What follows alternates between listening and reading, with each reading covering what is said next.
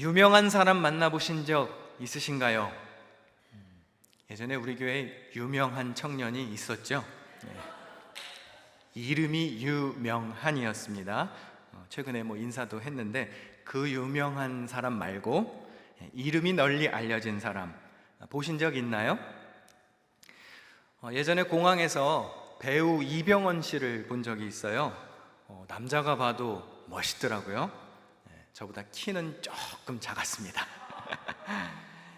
LPGA에서 여러 번 우승했던 전 골프 선수 슈퍼 땅콩 김미연을 만난 적도 있습니다. 포스가 압도적이더라고요. 키는 작더라고요. 가수 김건모 씨를 교회에서 만난 적도 있었습니다. 고수의 위풍이 많이 느껴졌는데 역시나 키는 작더라고요. 진우션이라는 가수를 아시나요? 션을 초대해서 이제 청년부 예배에서 같이 간증도 듣고 연락도 하고 이렇게 사진도 찍은 기억이 나는데요.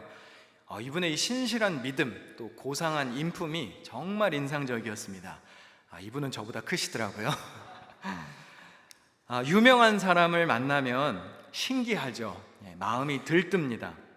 그 사람을 만났다는 것만으로도 왠지 나도 덩달아 그냥 대단한 사람이 된 것 같은 그런 착각이 잠깐 듭니다. 근데 여러분, 그런 유명한 사람과 같이 식탁에 앉아서 밥을 먹으면 어떨까요? 겸상하는 것이 황송할 만큼 아마 평생 기억에 남을 것입니다. 저도 요즘에 좀 겸상하고 싶은 분들이 계신데요.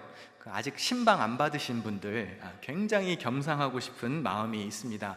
연예인보다 이렇게 만나기 어려운 분들이 계시더라고요. 우리 교회 교인인데 오늘 다윗 왕 시리즈 5번째 시간인데요. 한나라의 임금과 겸상했던 그런 초라한 사람의 이야기를 나누어 보겠습니다. 매주 이 다윗 시리즈 말씀을 통해 어떻게 은혜가 되고 계십니까? 예. 2년 넘게 묵혀둔 시리즈라 이제서야 이제 하는 게 좀 저도 아쉬운데요. 매주 우리 영어권에서 설교하시는 댄 전도사님과 만나서 공동으로 이 설교를 준비해요. 그래서 여러분이 듣는 말씀 핵심은 똑같이 우리 영어 예배 때도 전달이 됩니다. 그거 아셨나요? 우리 교회가 그런 교회예요. 여러분의 자녀들도 지금 다윗 시리즈를 듣고 있어요. 다윗이 어느 정도 안정적인 통일 왕국을 이루었습니다. 그리고 하루는 신하에게 이렇게 물었습니다. 사무엘하 9장 1절에 사울의 집안에 살아남은 사람이 있느냐? 요나단을 보아서라도 남아있는 자손이 있으면 잘 보살펴주고 싶구나. 이스라엘의 초대 왕 사울은 다윗을 참 못살게 굴었지만 아들 요나단은 다윗과 절친한 친구였죠. 과거 요나단이 다윗에게 이런 부탁을 한 적이 있습니다. 사무엘상 20장 14절에 보면 너는 내가 사는 날 동안에 여호와의 인자하심을 내게 베풀어서 나를 죽지 않게 할 뿐 아니라 여호와께서 너 다윗의 대적들을 지면에서 다 끊어버리신 때에도 너는 내 인자함을 내 집에서 영원히 끊어버리지 말라 하고, 다윗이 그렇게 하겠다고 요나단과 언약을 맺었습니다. 사울 왕도 다윗에게 비슷한 요청을 했습니다. 사무엘상 24장 21절 너는 내 후손을 끊지 아니하며 내 아버지의 집에서 내 이름을 멸하지 아니할 것을 이제 여호와의 이름으로 내게 맹세하라. 다윗이 이번에도 그렇게 하겠다고 약속했습니다. 자, 사울과 요나단의 남은 후손이 정말 있었을까요? 사울의 종이었던 시바가, 이게 발음을 굉장히 잘해야 돼요. 시바가 다윗에게 이렇게 대답합니다. 사무엘하 9장 3절 요나단의 아들 하나가 있는데 다리 저는 자니이다. 요나단의 아들이 하나 남아 있었습니다. 각별한 우정을 나누었던 친구의 아들입니다. 그런데 다윗이 그의 존재조차 모르고 있는 걸 보면 무언가 사연이 있는 것 같습니다. 게다가 그 아들은 장애를 가지고 있었습니다. 사무엘하 4장 4절에 보니까 사울의 아들 요나단에게 다리 저는 아들 하나가 있었으니 이름은 무비보셋이라.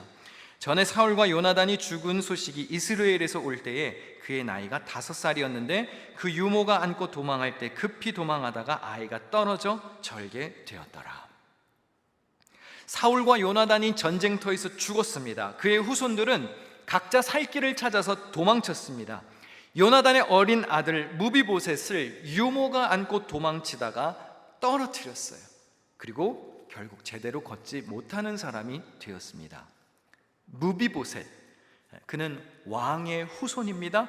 그런데 다윗은 그의 존재조차 몰랐습니다. 그가 어디에 살고 있었을까요? 사무엘하 9장 4절을 같이 읽겠습니다. 시작. 왕이 그에게 말하되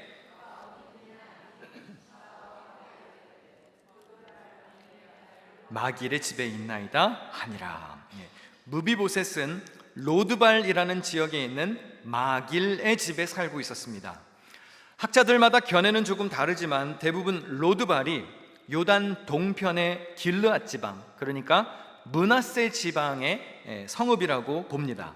그리고 마길이라는 사람이 이 므낫세 지파의 후손이라고 이해하죠.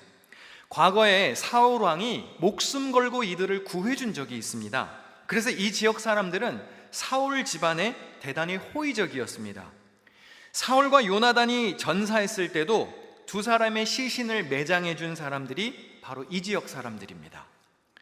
그렇게 사울의 손자, 요나단의 아들, 왕의 후손, maybe next king이었을 수도 있었겠죠. 무비보셋이 장애를 가진 몸으로 로드발에 조용히 살고 있었습니다. 로드발이라는 말은 not a pasture, 초원이 아니다 라는 뜻입니다. 즉 아무것도 아니다, 무일푼이다, 이런 뜻입니다. 아무도 모르게 아무것도 아닌 듯이 죽은 듯이 살고 있었습니다. 다윗 왕이 무비보셋을 데려와서 만났을 때 무비보셋이 했던 말을 들어볼까요? 사무엘하 9장 8절에 보니까 이 종이 무엇이기에 왕께서 죽은 개 같은 나를 돌아보시나이까.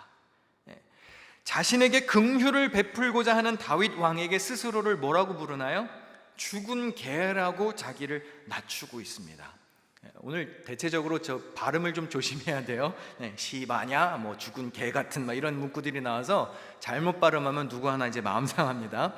죽은 개, 자기를 극진히 낮추는 표현입니다. 사실 이 죽은 개라는 표현은요, 과거에 다윗이 사울 왕에게 썼던 표현이에요. 내가 무엇인데 죽은 개 같은 나를 쫓아다니십니까? 성경에 딱 2번 나오는 아주 희귀한 표현입니다. 아주 자신을 낮추는 행동인데 이번에는 무비보셋이, 사울의 집안이 다윗에게 왜 죽은 개 같은 나를 돌보시나이까 그래요. 죽은 개와 같은 무비보셋, 아무것도 아닌 로드발에 살고 있었습니다. 쉽게 말하면 He was a nobody from nowhere. 다윗은 그런 무비보셋에게 2가지 호의를 베풀어 줍니다. 사무엘하 9장 7절 같이 읽을까요? 시작. 다윗이 그에게 이르되 무서워하지 말라. 내가 반드시 내 아버지 요나단으로 말미암아 내게 은총을 베풀리라. 내가 네 할아버지 사울의 모든 밭을 다 내게 도로 주겠고 또 너는 항상 내 상에서 떡을 먹을지니라 하니. 첫 번째, 사울의 모든 밭을 되돌려 주겠답니다. 여러분, 이거 엄청 예민한 일입니다. 현직들이 싫어할 일이죠. 왜 전임자의 아들, 후손에게 밭을 줍니까? 정권이 바뀌었는데요. 2번째, 다윗과 같이 겸상하는 사이로 만들어주겠답니다. 이건 어마어마한 자비입니다. 고대 근동에서는요, 새로운 왕이 이전 왕을 제거하는 게 일반적입니다. 선왕의 가족들까지 몰살하는 것이 일반적이었습니다. 오늘날도 크게 다르지 않죠. 국가의 정권이 바뀌면 어떻게 되나요? 장관 참모진이 물갈이 되죠. 회사 대표가 바뀌면 어떻게 됩니까? 인사이동이 벌어집니다. 옛날 왕들이 통치하던 시대에는 숙청 작업이 당연했습니다. 심지어 다윗의 아들, 평화의 왕이라 불리는 솔로몬도 왕이 되자마자 무엇 했나요? 다 죽였습니다. 솔로몬이 그런 일을 한 거 아세요? 평화인 듯 평화 아닌 평화 같은 왕권을 이루었어요. 솔로몬이라는 이름 뜻 자체가 평화인데 일단 싹 다 죽이고 시작합니다. 베다른 형 아도니아를 죽이고요, 아비아달 제사장 파면시키고요, 다윗의 군대 장관 요압도 죽이고 자기 아버지를 조롱했던 시므이도 죽입니다. 반대 세력을 싹 다 몰아냈습니다. 그런데 다윗은 사울의 후손이자 원수입니다. 원수의 후손이자 심지어 신체적 결함이 있었던 무비보셋, 당시 성전조차 출입할 수 없는 장애를 가진 무비보셋을 왕의 식탁에 앉게 해주었습니다. 사무엘하 9장 11절에 보니까 무비보셋은 왕자 중 하나처럼 왕의 상에서 먹으니라. Nobody입니다. Nowhere에서 온 무비보셋입니다. 죽은 개와 같았던 그를 왕자처럼 살게 해 주었습니다. 찍소리 못하고 제거당해도 누구 하나 거들떠보지 않았을 인생이지요. 그런데 그런 자격 없는 자가 엄청난 은혜를 누리게 되었습니다. 본문을 묵상하다가 그런 생각이 들었어요. 누구의 모습과 같은가요? 이게 바로 우리 인생이에요. 여기 다 대단하신 분들처럼 앉아 계시지만 여러분, 우리 하나님의 임재 앞에 감히 다가설 수 없는 죄인 아닌가요? 사도 바울의 고백처럼 죄인 중에 괴수가 누굽니까? 죄의 삭은 사망이라고 했습니다. 그러면 우리 역시 조용히 제거되어도 할 말 없는 인생입니다. 심판받아 마땅한 죄인이지요. 그런데 우리가 무엇이건데 주의 은혜로 하나님의 자녀가 되었어요. 하늘 백성이 되었습니다. 다윗이 자비를 베풀며 반복해서 썼던 표현들이 있습니다. 사무엘하 9장 1절에 보면 내가 요나단으로 말미암아 그 사람에게 은총을 베풀리라. 3절에 보니까 사울의 집에 아직도 남은 사람이 없느냐, 내가 그 사람에게 하나님의 은총을 베풀고자 하노라. 7절에도 보니까 다윗이 그에게 이르되 무서워하지 말라, 내가 반드시 네 아버지 요나단으로 말미암아 네게 은총을 베풀리라. 여러분, 우리 은총 없으면 살 수 없는 인생 아닌가요? 이 은총이라고 번역된 단어를 원문으로 보면 헤세드입니다. 헤세드, 언약적 충실함, covenant loyalty, 하나님의 변함없는 사랑, 인자, 자비, 긍휼을 의미하는 단어입니다. 신약 성경이 기록된 헬라어에 아가페의 사랑이 있다면 구약 성경이 기록된 히브리어에는 헤세드의 사랑이 있다고 했죠. 이 이야기의 핵심이 바로 헤세드입니다. 무비보셋에게 제공된 다윗의 은총, 헤세드, 언약에 충실한 사랑, 긍휼. 그런데 우리도 그 하나님의 은총으로 인해서 하늘나라 백성이 된 겁니다. 죽을 죄인이 저 왕관을 쓰는 존귀한 자녀가 되었어요. 멸망당할 피조물이 십자가의 은혜로 구원받았습니다. 지옥불에 떨어져야 할 불쌍한 인생이 부활과 영생과 천국을 소망할 수 있게 되었습니다. 저 높은 곳을 향해 나아가는 하늘나라 시민권을 얻었습니다. 할렐루야. 오늘 본문을 묵상하다가 떠오른 장면이 있습니다. 마태복음 15장에 보면 예수님이 두로와 시돈 지방에 가셨을 때 가나안 여자 한 사람이 자기 딸이 귀신 들렸다며 도와달라고 요청합니다.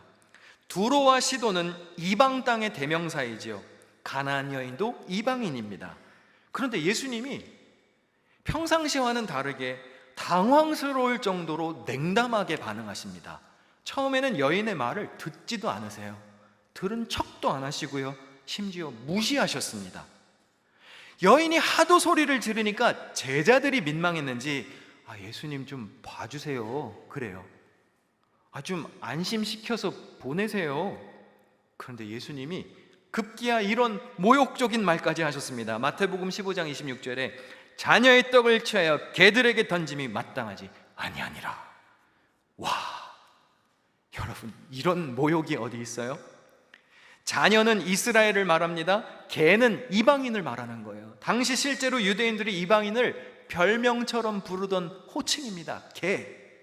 떡은 하나님의 구원의 은혜를 말합니다. 그러니까 예수님은 죄송합니다, 개 같은 이방인에게 은혜를 베풀 수 없다고 상당히 자극적인 말씀을 하신 거예요. 이거 엄청난 뉴스거리 아닙니까? 온갖 비판과 구설수에 휘말릴 수 있는 일이죠. 물론 예수님이 이방인 구원에 관심이 없었던 게 아닙니다. 예수님은 이 여인을 시험하시려는 의도가 있으셨어요. 모욕적인 말에도 불구하고 이 여인이 포기하지 않고 끝까지 믿음을 보이는지 보려고 하는 의도가 있었습니다. 그런데 여러분, 만약에 예수님께 이렇게 험악한 말을 들으면 그러면 어떤 반응을 보이실까요? 아니, 뭐 도와달라 그런 게 잘못입니까? 예수님 도와주세요. 그런데 예수님이 모욕적인 말을 하셨어요. 가나안 여인이 이렇게 반응합니다. 우리 다 같이 읽어보실까요? 시작. 주님, 그렇습니다. 그러나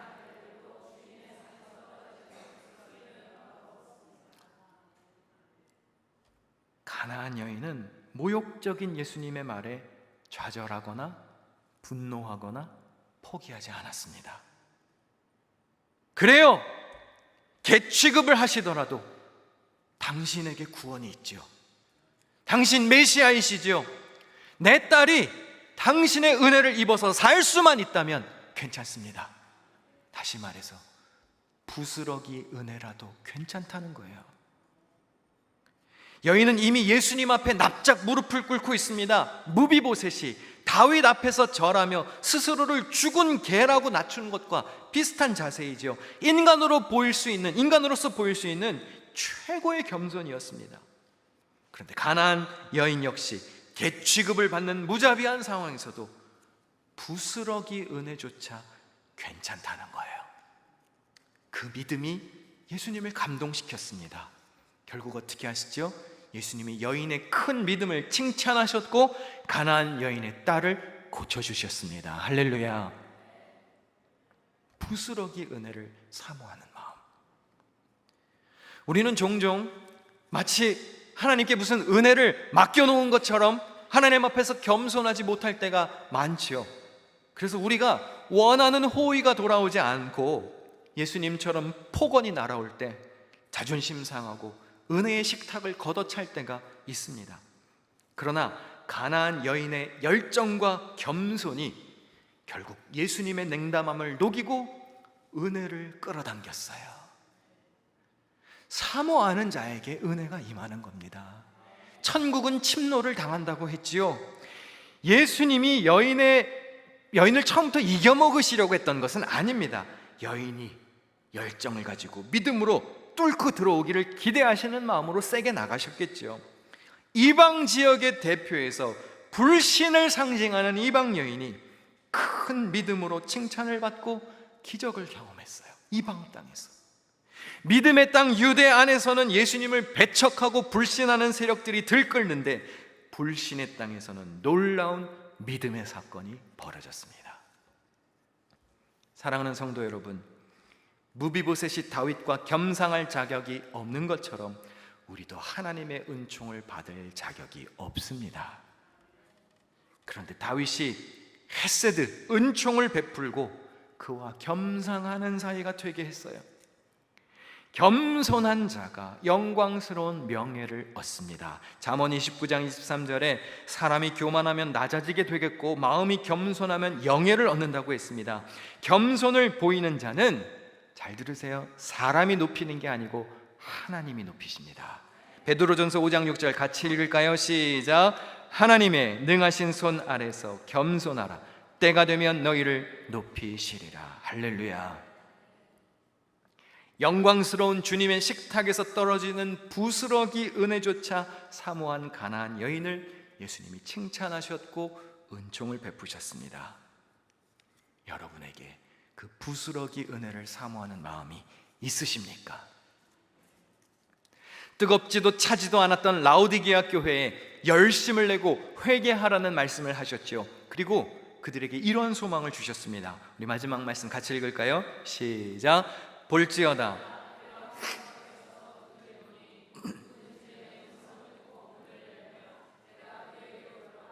그와 더불어 먹고 그는 나와 더불어 먹으리라.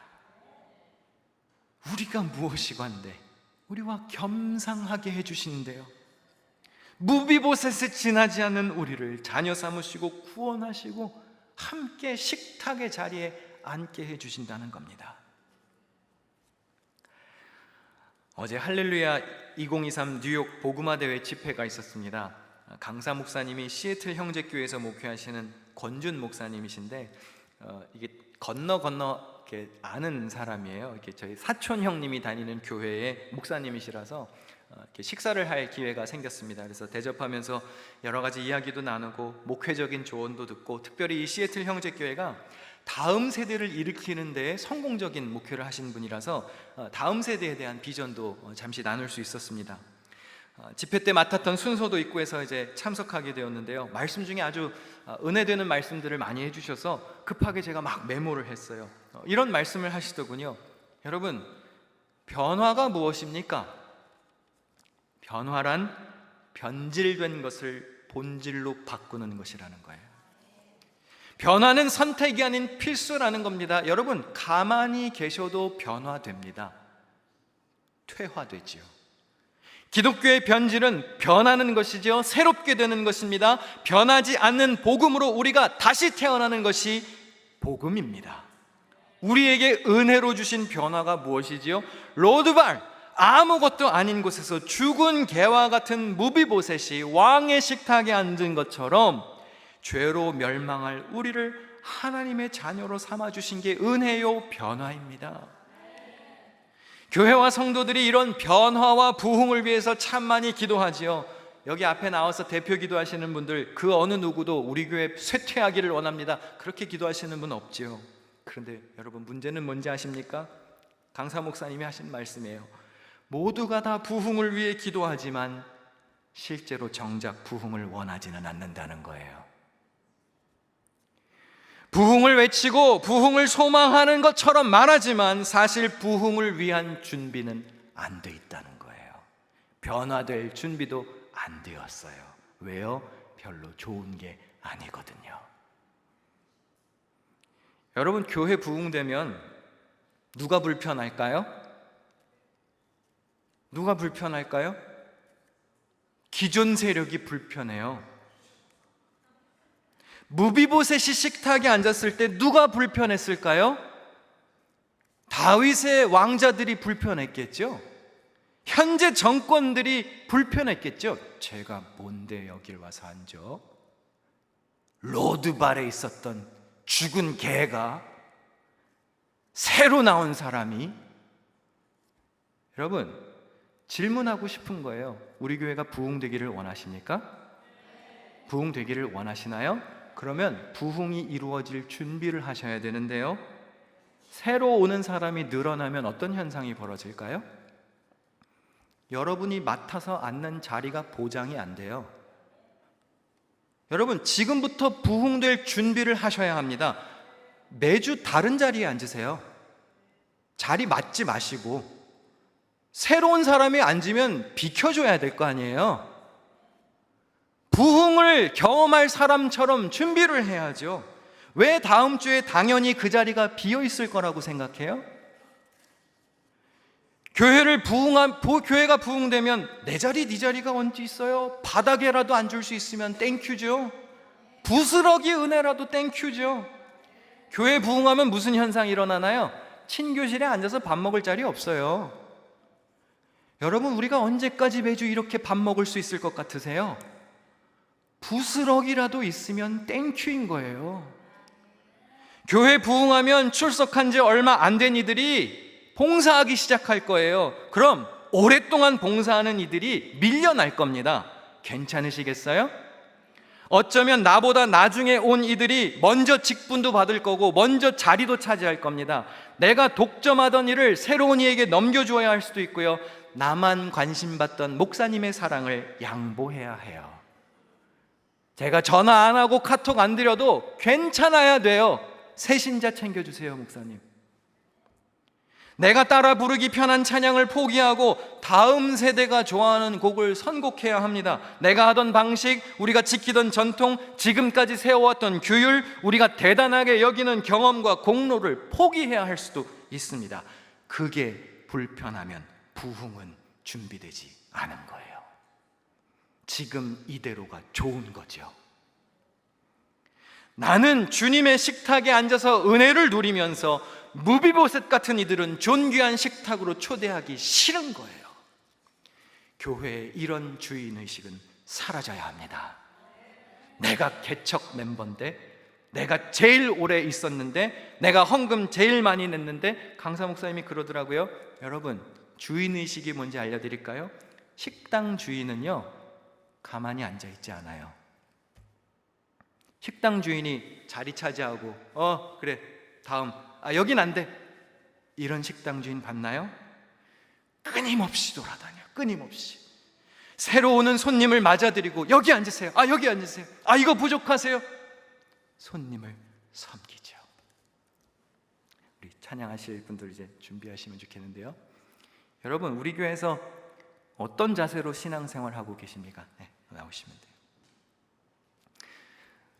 은혜 입은 자라면 은혜 입은 자답게 왕의 식탁을 양보하고, 존귀한 자리에 초대하고, 노바디 같았던 자들을 썸바디도 만들어줘야죠. 나에게 베푸신 은혜를 잊지 말아야죠. 은혜 아니면 살아갈 수가 없다고 고백할 수 있어야 하지 않겠습니까? 내가 누리는 모든 것 다 주님의 은혜입니다.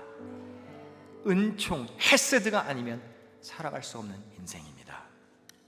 날마다 은혜를 고백하며 겸손하게 살아가는 복된 삶의 주인공이 되시기를 축원합니다.